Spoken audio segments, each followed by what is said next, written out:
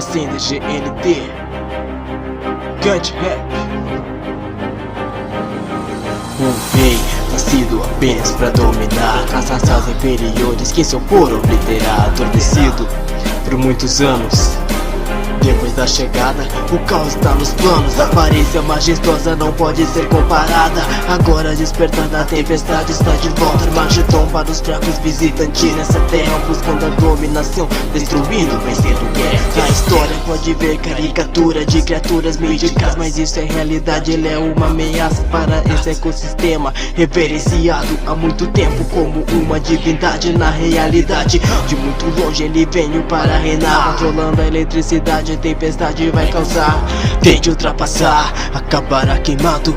King Ghidorah, o rei manipulador de raios. De muito longe ele veio para reinar, controlando a eletricidade. Tempestade vai causar, tente ultrapassar, acabará queimado.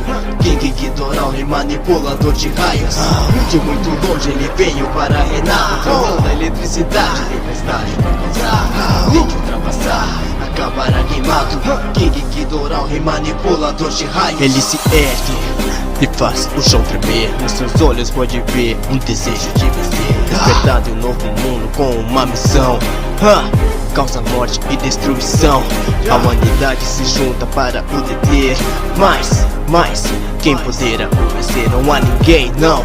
Quem pensa esse presságio, corte a cabeça, nasce outra e o supera. Sou uma hidra gigante, só maior que imagina. O mundo será dominado e não haverá Godzilla que impeça a sua soberania. Deixa claro como diz a primeira aparição. Eu serei o rei dos monstros, causando a destruição. Em vão tentaram tirar do topo, usando um de seus servos, mas saibam, foram derrotados no meio da tempestade, controlando os relâmpagos, dominando os titãs remanescentes, despertados, manipulando o direito de ser o alfa, o predador supremo. De muito longe ele veio para reinar, controlando a eletricidade. Tempestade vai causar, tente ultrapassar, acabará queimado. King Ghidorah, o rei manipulador de raios. De muito longe ele veio para reinar, controlando a eletricidade. Tempestade vai causar, tente ultrapassar, acabará queimado. King Ghidorah, o rei manipulador de raios.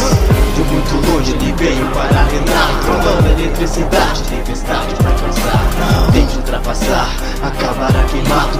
King Ghidorah, o rei manipulador de raios.